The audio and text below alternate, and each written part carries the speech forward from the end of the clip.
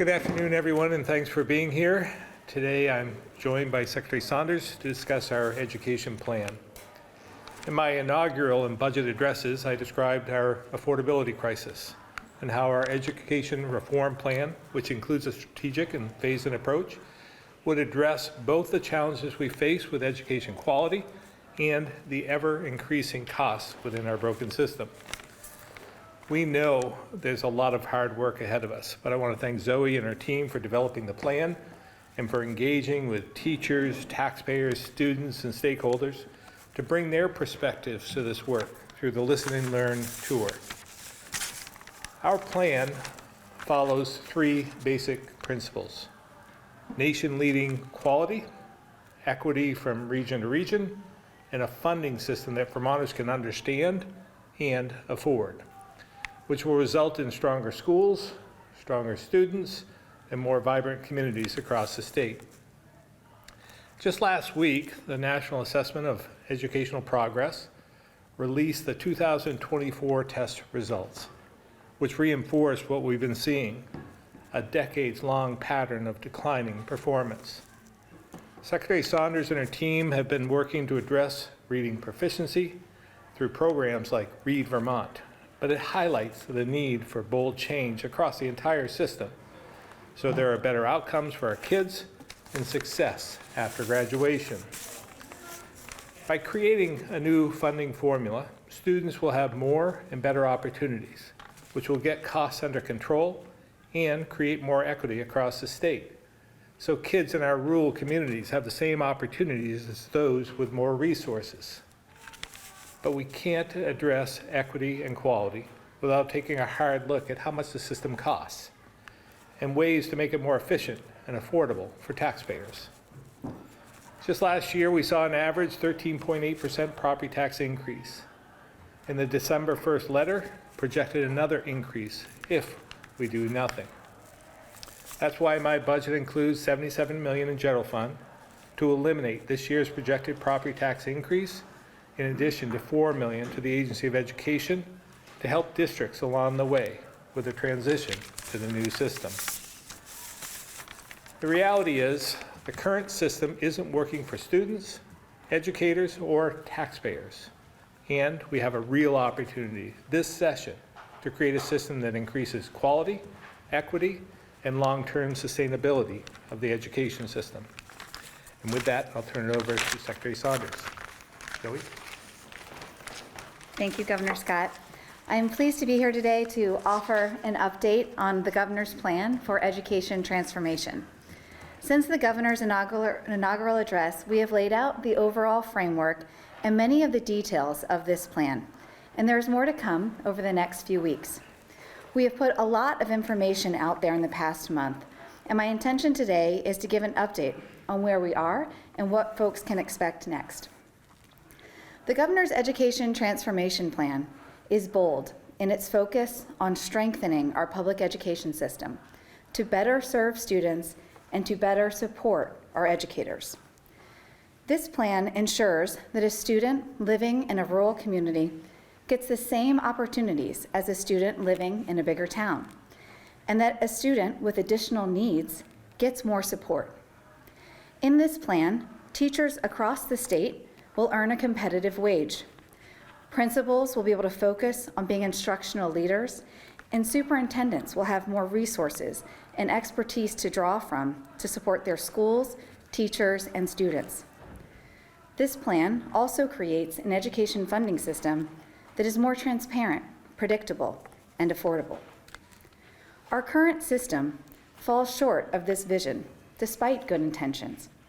As one of the top education spenders in the country, Vermont can be smarter about how we invest in our schools and students.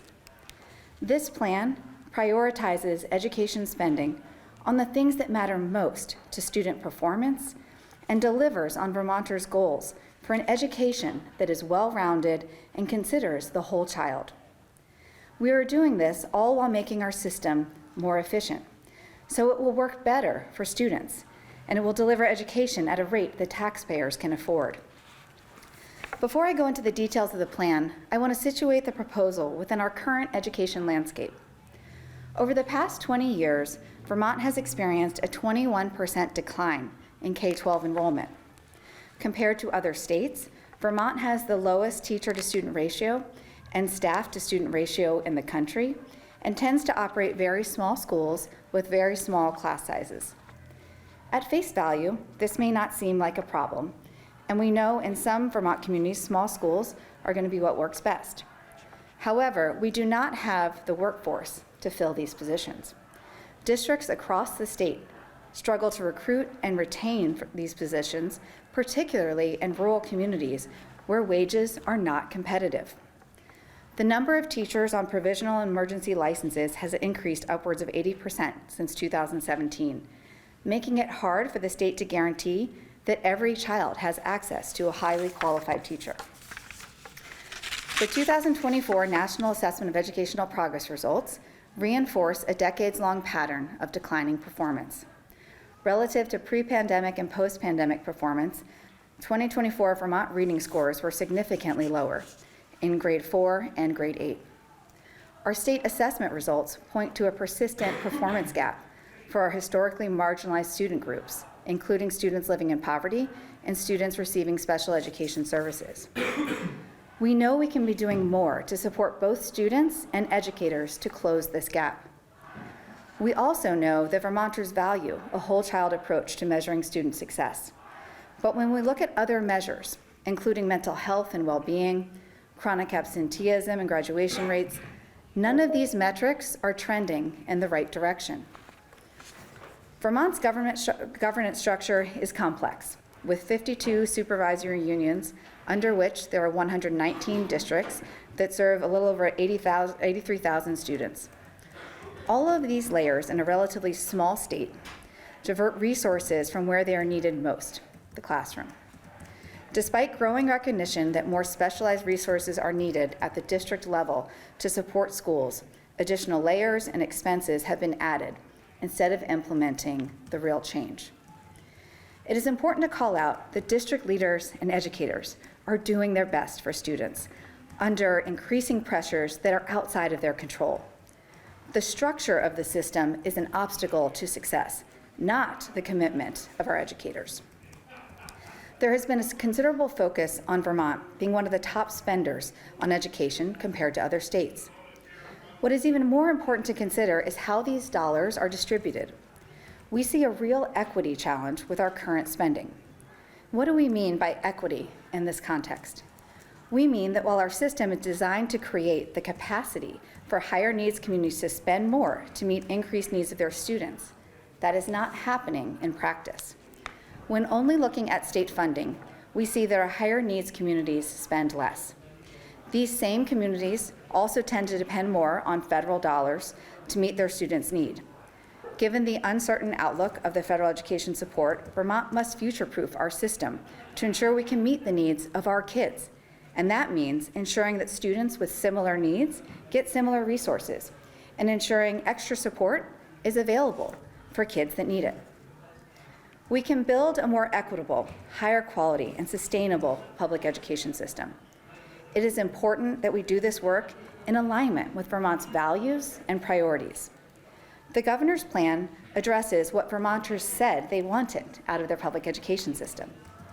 The Agency of Education organized a Listen and Learn tour to hear directly from education leaders, teachers, students, parents, and community members. We traveled all across the state and spoke with over 1,000 Vermonters. We asked Vermonters to define student success and to consider what conditions are needed in every school to help students thrive. What we heard is that Vermonters are looking for a balance between local autonomy and statewide consistency. We need a system that is supportive, but also promotes the creativity and customization that makes Vermont's education system unique.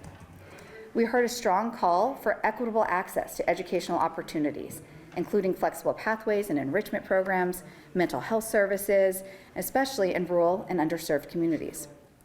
When describing student success, Vermonters emphasize the need for a holistic approach to support both academic achievement and emotional well-being. We know the financial challenges facing our education system are complex, and we heard a call for strong state leadership and collaboration to find a solution.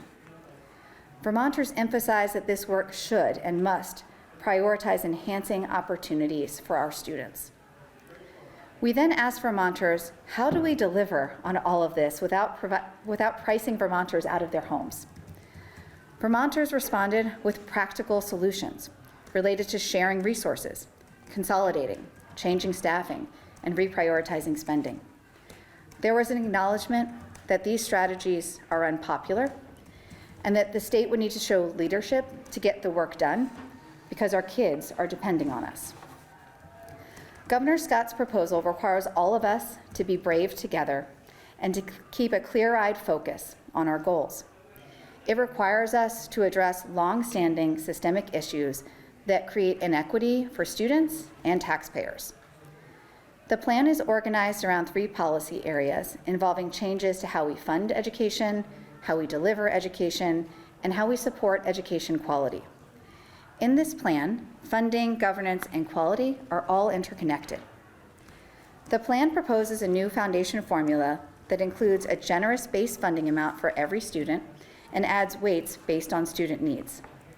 The base amount is an evidence-based model that has been adjusted to the Vermont context and resourced to deliver on Vermont's policy goals.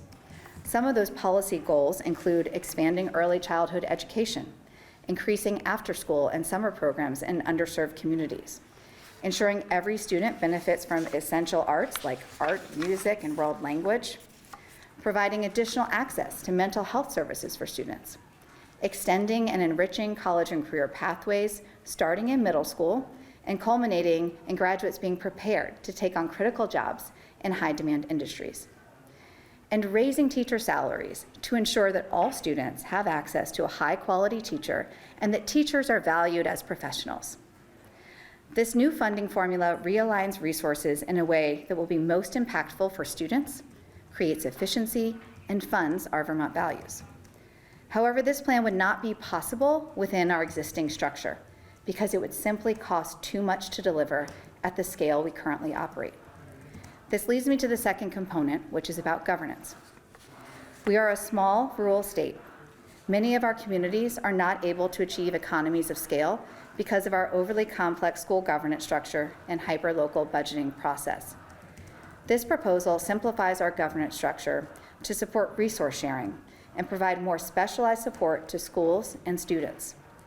We propose eliminating the supervisory union structure and moving from 119 school districts to 5 regional districts. Each school district will be governed by an elected board and operated by 5 district offices for a total of 5 school boards and 5 central offices across the state. We recognize that this feels like a big change in how we have operated in the past. But we didn't land on this structure by chance. This change in governance means that we can achieve some of our most critical goals, focusing on learning and teaching, increasing teacher pay across the state, and creating opportunities for innovation and creativity that just aren't possible when our education leaders are duplicating efforts and focusing on burdensome administrative tasks. The proposed districts are consistent with the regional superintendent's organizational structure and already serve as a forum for education planning. Additionally, the districts are organized to serve students with similar needs, and the regional structure moves us closer to achieving parity in terms of property wealth, which is an important consideration when we think about funding our system. We recognize that there are other ways to organize our school districts, and we welcome the conversation. But we do want to ensure that as we think through alternatives, we clearly define what we hope to achieve and then measure different approaches against those shared goals. We know that moving to a new governance structure has raised many questions for Vermonters about how their community will still have a voice in local decisions. While the district structure will be larger, the governor's proposal also includes an important role that adds the local school advisory councils. Each school will be required to form a school advisory council that includes membership from students, parents, staff, and community members. The school advisory councils will provide important input on things that will impact their school community, like developing the school improvement plan and making budgeting recommendations on how to prioritize services to support equitable, student-centered decision-making. Our goal is to achieve a balance between providing clear direction while allowing for customization that honors the creative approaches that we see in many Vermont schools. Throughout the Listen and Learn tour, we heard a request for additional support from the Agency of Education. This plan incorporates ways to strengthen the agency's support to the field. The governor's proposal includes additional funding to build the agency's capacity to support the education transformation and meet the immediate needs of our education partners in the field. These resources will be targeted to strengthening the implementation of key strategies, developing minimum statewide standards for graduation requirements, focusing on high-leverage education quality standards, and ensuring that the agency can provide support and oversight. This plan will also make it easier for educators to access and use high-quality instructional material and align rulemaking and implementation, which is important to make sure that responsibility and accountability for key rules are housed in the same organization. The governor's proposal is comprehensive and involves many changes, and it needs to be if we are truly committed to strengthening our public education system. Since the governor's inaugural address, the Agency of Education has provided many details about the plan. We have released a policy brief, an explanation of the funding formula, and testimony around the specifics of the calculation. We are also working closely with the field to capture important considerations from superintendents, business managers, principals, curriculum directors, special education directors, and state-level experts. Over the past several weeks, we have heard criticism that the plan is too big, too bold, and involves too much change. We have heard that we need to wait to do this plan until we reform healthcare, or that we need to study the issue more. And to that, I say we cannot wait, because our kids are depending on us. There is never a convenient time to change. There will always be reasons to kick the can down the road because the work is hard. We know the issues because they have been well documented over the years. In fact, in my planning, I came across a State Board of Education report from 1869, when there were about 80,000 students in our system. I think this may sound very familiar. The report stated that they need to enumerate some of the prominent obstacles which are in the way of the greater efficiency of our schools. And those obstacles included a constant change of teachers, too many schools in many districts, no schools at all in many districts, poor schoolhouses, and irregular attendance. We've been here before, and a lot of the same issues we are reckoning with today. In more recent history, Vermont has attempted to tackle this work through Act 46 and Act 60 and numerous reforms to specific parts of our system.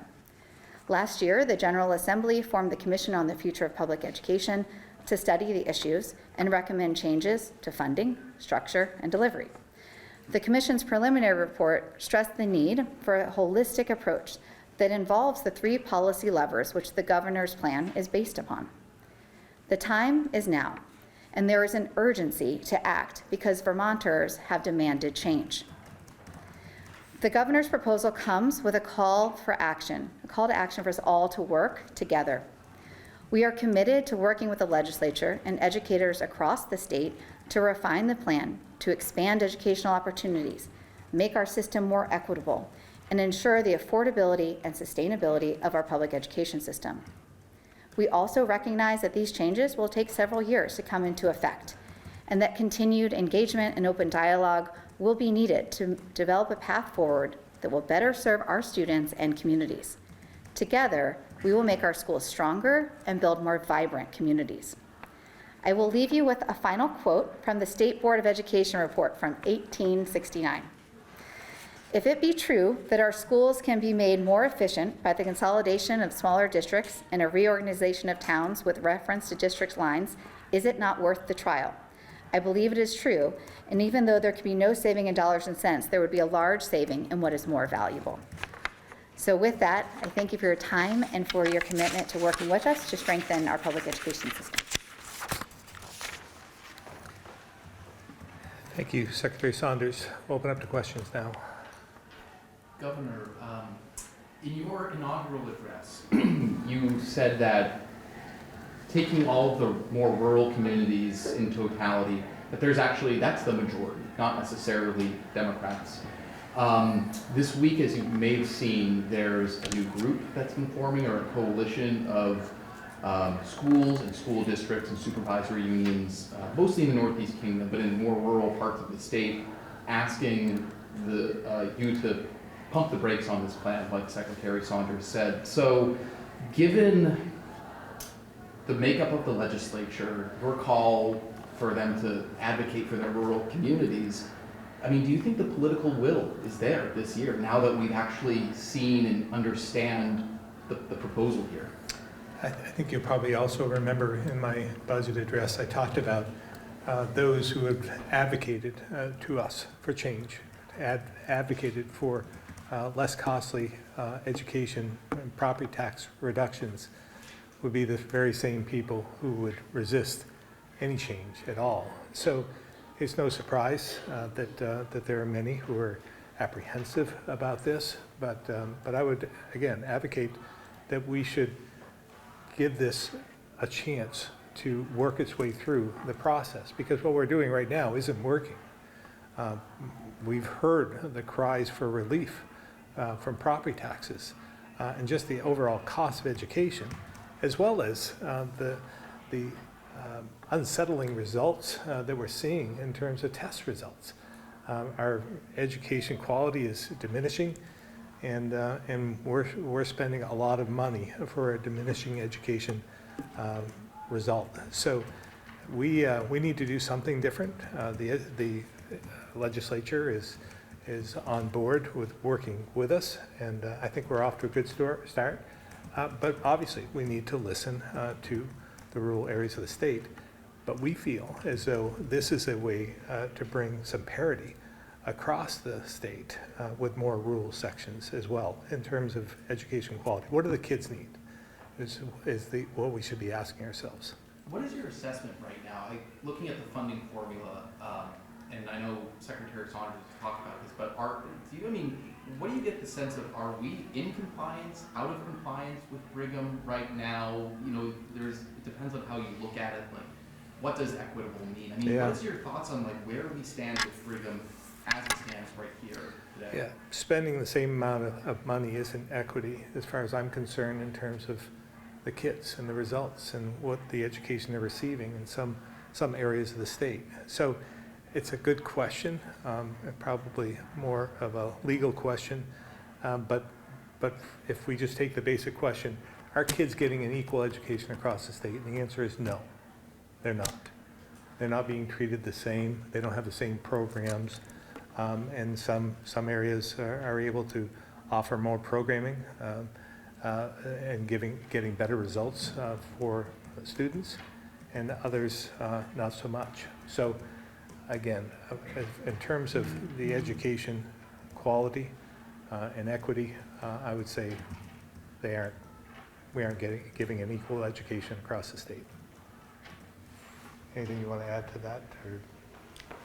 Just to reinforce, as we analyze the data across the state, we have seen that our smaller supervisory unions tend to serve higher needs students, and they tend to serve their teachers less. So we do see those patterns, and we know that that puts additional strain on our more rural high needs communities in terms of being able to recruit, retain teachers, and offer a wide range of programming. And as the governor indicated, this plan is really designed to build vibrant communities and to make sure that our schools across the state are resourced to provide a well-rounded, holistic education. Right now, we see a great variability in terms of per pupil spending across the state, which can limit schools in being able to offer those programs.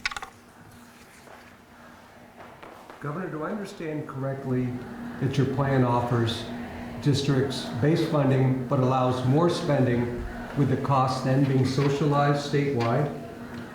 If so, how does this differ from last year's formula that saw many districts buying big ticket items knowing that voters statewide would share that cost? I don't want to get ahead of ourselves because I'm not sure if we presented all of that to the legislature at this point, but is that something you can address within the confines of?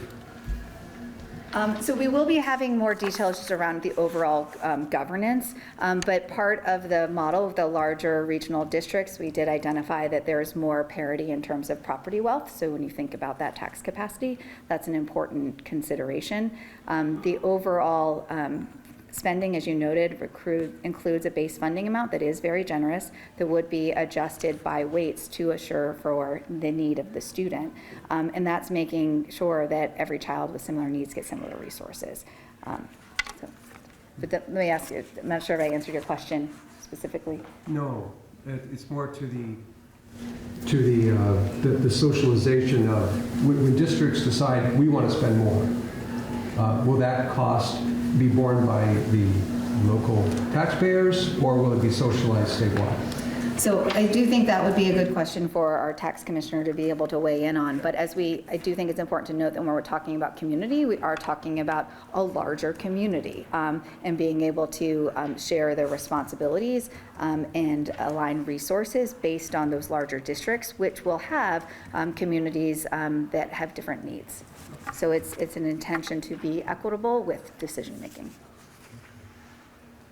Governor, why not tackle healthcare as well? I mean, it's been a big driver of school budgets. You know, a lot of hospitals are having huge financial challenges. Blue Cross Blue Shield is running out of cash on hand. Why not take a more active role on healthcare? Well, again, as I said before, we can only handle so many crises at one time.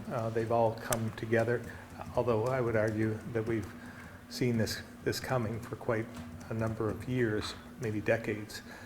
But it doesn't mean that we're not working on healthcare. It's just that our focus right now is on an area that I believe that we have some common ground with the legislature, and we need their support and help in shepherding this through. So we've chosen to prioritize housing as well as education reform, but we're still working on healthcare, and a number with the Green Mountain Care Board having, an important piece of that, quasi-judicial independent board that looks at costs can be tremendously helpful. The health networks that we have throughout the state and hospitals are engaged, and Blue Cross Blue Shield as well. So it isn't as though we're not doing anything. It's just that we wanted to come out of the gate with this proposal for education, and as well as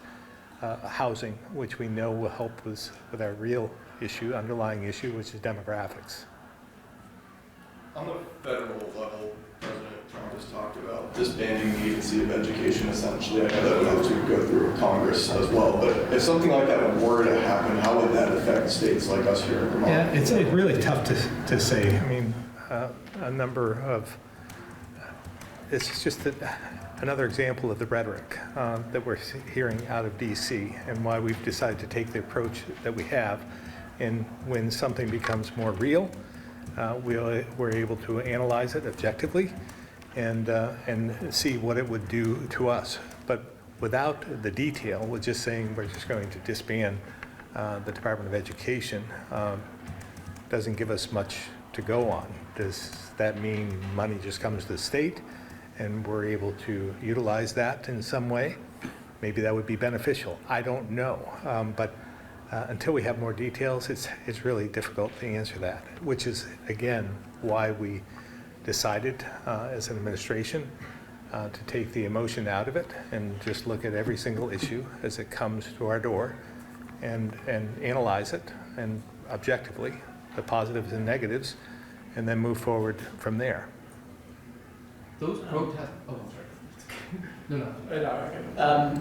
Just last thing on education. So at the State Board of Ed meeting on Monday, I'm sure you likely know there were concerns raised about the agency's capacity to take on a lot of this work in the proposal that you've all talked about. I know the Secretary spoke a bit about this on Monday, but just curious, I guess, what specific steps the administration is taking to build that capacity up, or is planning to take to build up that capacity, sort of in line with what some of the board members are talking about. I will ask Secretary Saunders to answer more completely, but I have full confidence in the agency to gear up, to take on more responsibility if needed. I would say that the State Board of Education is one of the last holdouts from what used to be driven by many boards, whether it was the Transportation Board. The T-Board was very powerful in its day and now has taken on a different role. The Liquor Board was the same. There are many areas within state government where boards were prevalent. So we just want to make sure that we're able to work within the confines of the legislative process to give kids the best opportunities. And some of that might be better born through the agency, through the executive branch. But we'll have that conversation as we move forward. Anything? Just to add that this plan is designed to strengthen the capacity of our entire public education system and thinking intentionally around how we're placing the right expertise at the right level of our system, all the way from classroom, school, regional, state, to make sure that we're organized in a way to really support our educators and to support our students. The Agency of Education has embarked on the Listen and Learn Tour as a way for us to get very pointed feedback around how we can realign our work and prioritize our initiatives and support in a way that is going to best meet the needs of the field. We've published a number of reports that are really elucidating our findings from the Listen and Learn Tour, and that is driving our focus in key areas. We've already launched several initiatives in response to the feedback that we heard and have designed this proposal in coordination with the administration to really address those needs. So just want to continue to signal the agency's commitment to focusing our work and prioritizing our efforts in a way that is going to be most impactful and supportive of the field. Governor, this is kind of a really big picture question. The Secretary mentioned conditions in school that help Vermonters thrive. In his book, Hillbilly Elegy, J.D. Vance writes about teachers who say they want us to be shepherds to children who are being raised by wolves. How much of learning failure is about what happens at home, and what can the state do about that? Well, I'm sure, poverty is a big issue. Trying to address the affordability of our state, I think, is something that's important to us to provide for that equity amongst regions. So I think we're all on the same page in terms of, what's the outcome we want. We want the best for our kids. And we think this plan in particular, providing more equity across the state and more opportunities for our kids, raises kids out of poverty and raises families, and we're able to invest, and we'll see that we'll have more vibrant communities as a result, because the northwest part of the state, as I've mentioned before, is doing okay. They could be doing better as well, but there are many areas throughout the state, rural areas throughout the state, that are struggling and aren't what they once were. So anything we can do to boost the entire state is, I think, putting us on a path to recovery from what we've seen over the last 100 years. Governor, protesters outside, getting to Stephen's question about action at the federal level, they're calling on you to take a harder stance and to be more outspoken against the president, Elon Musk, changes that are happening at the federal level, especially compared to your approach to the president during his first term. What do you make of that concern? Well, again, our First Amendment right is being heard loud and clear. I think it's important for people to exercise their voice, their disdain, their apprehension, their anger, and as long as they do it in a peaceful way, I think it's healthy. So from my standpoint, we went through 4 years of this before, and in some ways, I feel the president is fueled by what we're seeing outside. He uses that to his advantage, and I think that if we, as an administration, me as governor, are able to take every issue that comes out, the real issues that come in front of us to our doorstep, and analyze them in an objective way, that we take some of the anger, the apprehension out of this, because we want to provide real data and then we'll take appropriate steps at that point. But we have another 47 months ahead of us under this administration. So this is going to become more common as we go if it's anything like the last 2 weeks. So we can't sustain this, and we can't be outraged at every single thing that happens. So we just want to take a measured approach and provide the facts. As you know, we gave Joe Biden his largest electoral victory, or largest margin of victory in 2020. You voted for the former president. Do you feel like Vermont has a target on its back when it comes to changes made at the federal level, maybe? I don't believe that to be the case, but we'll see. You know, I'm going to continue to represent Vermont and our values, and whatever comes our way, we'll deal with. Senator Keisha Hinsdale, I think last week during a press conference with Senator Rebecca Balance, said that if there were changes made at the federal level that would result in us maybe like cuts to, let's just say, food assistance or heating assistance or rental, whatever the social program may be at the federal level, that the state maybe should step in and try to raise some of revenues or raise taxes to fill those potential gaps. What is your thought just on if we lose out on resources, should the state step in? Again, I think we're getting ahead of ourselves. We don't know what the issue is going to be, what they're talking about. I've seen nothing concrete that would drive me towards taking any approach at this point.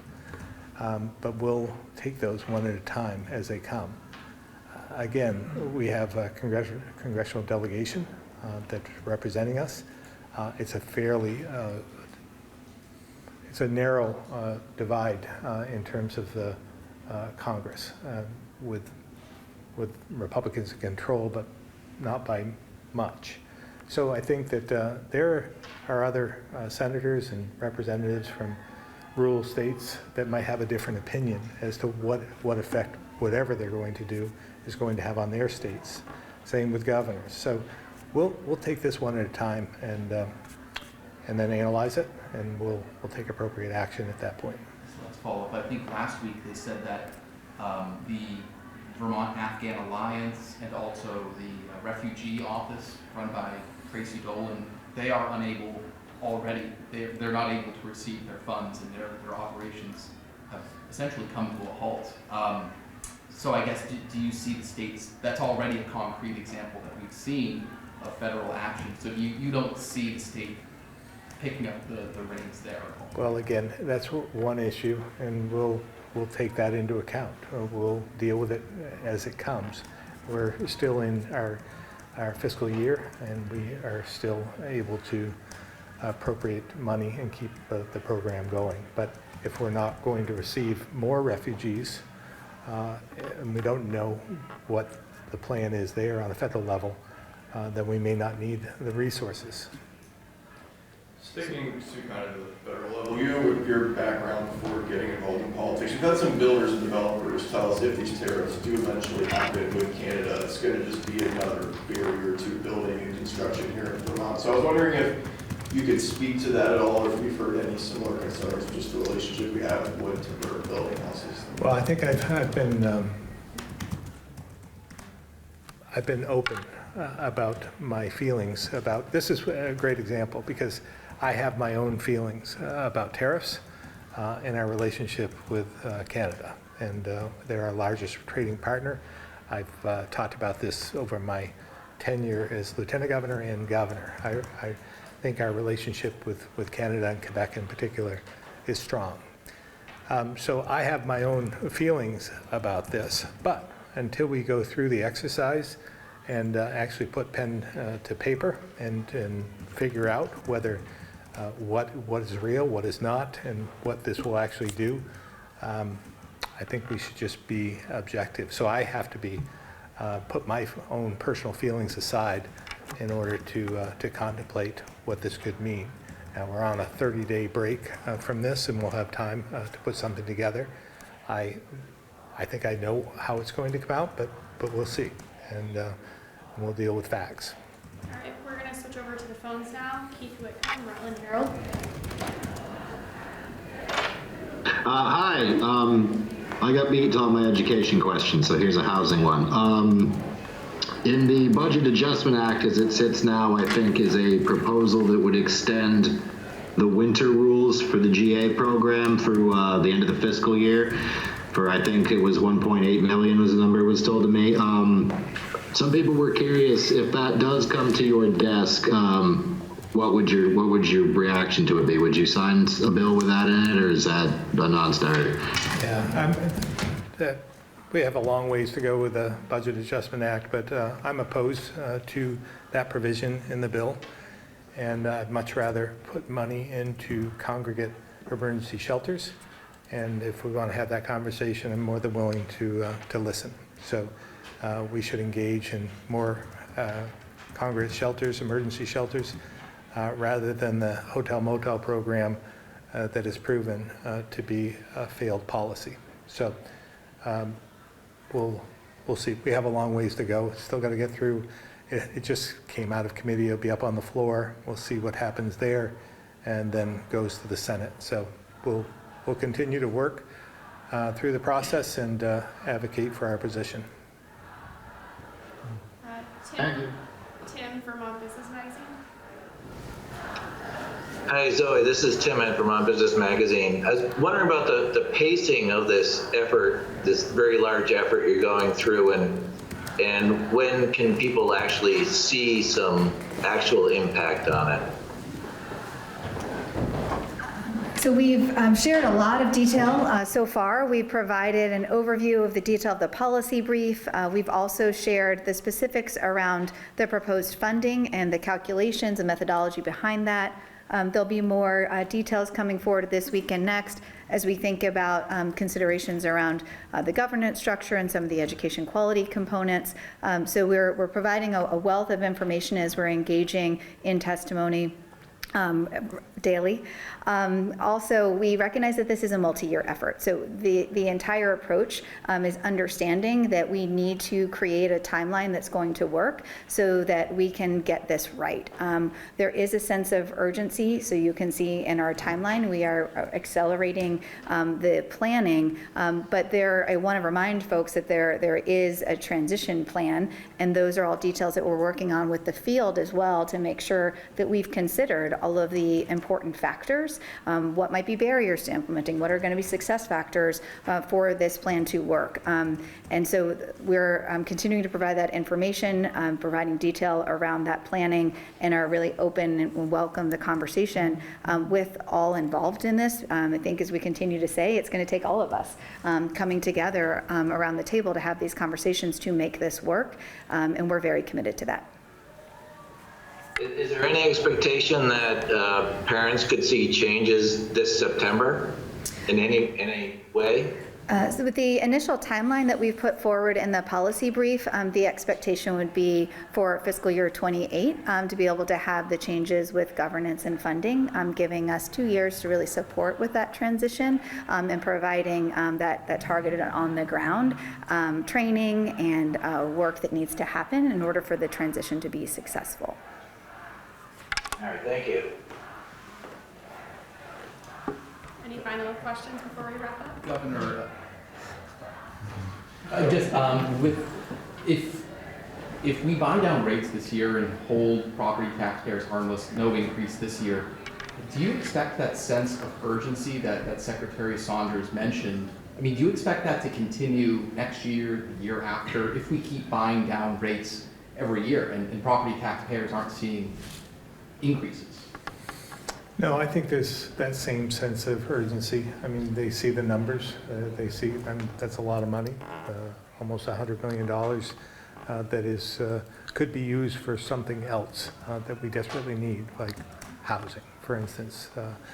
and infrastructure throughout the state. So I think we can make the case that we need to move as quickly as possible so we have that money, that general fund money, to invest in areas that could really help us in other ways.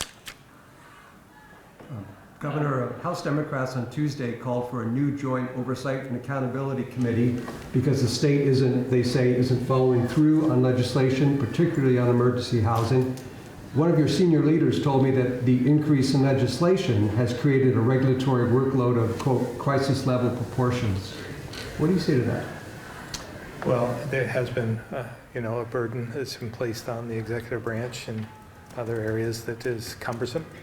And so I would say we need to do the work that we need to do to make us more affordable and to grow our economy and protect the most vulnerable, and we'll continue to do that. So we'll work our way through this, but I don't believe that we need another entity to oversee everything. That's what the legislature does. One of the concrete things we've seen from the Trump administration early on has been this purging or attempt to purge of diversity, equity, and inclusion initiatives and programming at the federal level. They've laid off purportedly folks who work with the federal government who were, at least in their view, right, doing this kind of work for agencies. I guess one, what do you make of that? And two, has there been any impact you're aware of on state, on the state as a result of that so far? Yeah, I don't know of anything at this point in time that has an immediate concern or threat from a budgetary standpoint, but we'll stay tuned. We don't know at this point. In terms of DEI in particular, I believe Vermont, myself, believe in diversity, equity, and inclusion, and will continue to provide that. And it doesn't mean, just taking out the acronym and eliminating that from all kinds of bills and so forth doesn't mean it goes away. We can still do that, and we'll continue to do that. I believe it was 4 or 5 years ago at this point that you created the Office of Racial Equity within the Agency of Administration.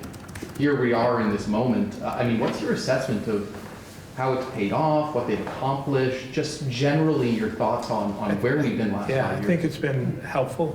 We've been able to be more aware of some of the things that we do that we should think about that just seem commonplace. So again, we need more diversity in the state. We need to bring more people into the state. We need more equity. So we'll continue to focus on that. All right, we're going to cut things off there. The governor has to head to his next engagement. So. All right, thank you all very much.